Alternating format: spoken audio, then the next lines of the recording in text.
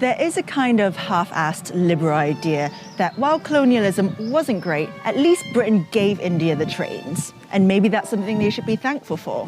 After all, trains are pretty useful, especially in the 7th largest country on Earth. So, colonialism, maybe not all that bad?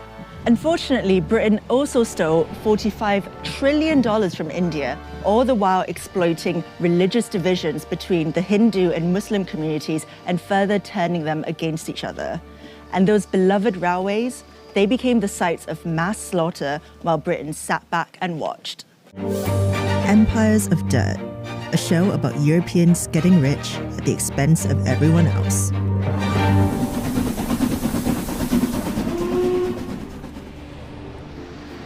Britain first got involved in India through the East India Company, which had its headquarters right here on Leadenhall Street. A private company owned by London stockholders, the East India Company grew over the next 300 years to become a quasi-governmental body with its own army and laws responsible for trading spices, cotton, silk, and tea all over the world. By 1858, ownership of the East India Company had been transferred to Queen Victoria after the failed Indian Rebellion. Trains were the brainchild of British engineers.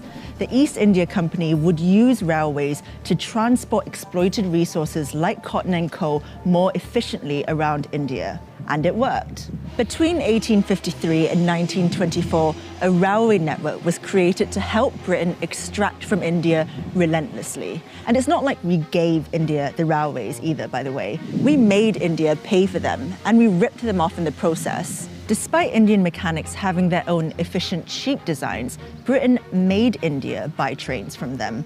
Between 1854 and 1947, over 14,000 locomotives were imported from the UK to India. Initially, Indians weren't even allowed to work on the trains. They were staffed entirely by white people, from the board directors to the ticket collectors. The railways made little profit, but British shareholders who invested in its construction made vast returns, guaranteed at the expense of Indian taxpayers who had to pay for it. India's railways were basically like someone burgling your house, building a ramp to wheel all your stuff out, sending you a bill for that ramp, and expecting a round of applause at the end of it. Now that the railways were built, Britain could get down to the task at hand, squeezing India for every last ounce of profit. They were really good at it. In the 1600s, when the East India Company was established, Britain accounted for less than 2% of the world's GDP, while India accounted for almost a quarter of it. By the 18th century, Britain had become one of the most powerful empires in the world, while the prosperity of the Mughal Empire was fading fast. Britain relentlessly squeezed India for every last bit of resource for its own uses. In 1943, up to 4 million Bengalis starved to death, partly because their food was diverted towards British soldiers during World War II. Winston Churchill said the famine was their own fault for breeding like rabbits. After it was no longer profitable to remain in India, and after receiving huge pressure from the Indian independence movement, the British finally left in 1947. Before they went, they split the country into two, Hindu-majority India and Muslim-majority Pakistan, in an act that became known as partition. But in their haste to get out of the country, British diplomats arranged a shoddy partition agreement that ignored the fact there would be interreligious conflict. Cyril Radcliffe, the British lawyer assigned to draw the borders of Pakistan and India, was given 40 days to do it. After partition, millions of Muslims trekked to Pakistan and what is now known as Bangladesh, while Indians and Sikhs headed the other way.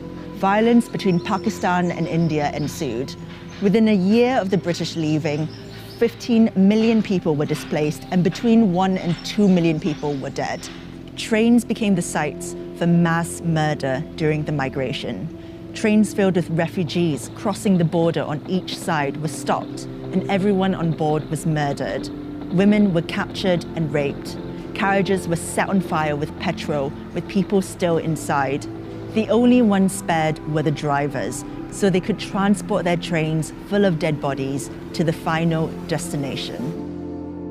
The British knew about the train massacres, but they'd already washed their hands clean of India.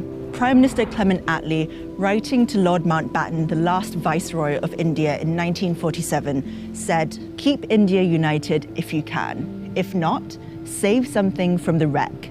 In any case, get Britain out." Despite all this, the 4 million starved to death, the careless partition, the $45 trillion they stole from the Indian people, many don't think that the British did anything wrong in India. A YouGov poll in 2014 found that 59% of respondents thought the British Empire was something to be proud of, and only 19% were ashamed of its misdeeds. Trains, cricket, empire. What could possibly be wrong with that?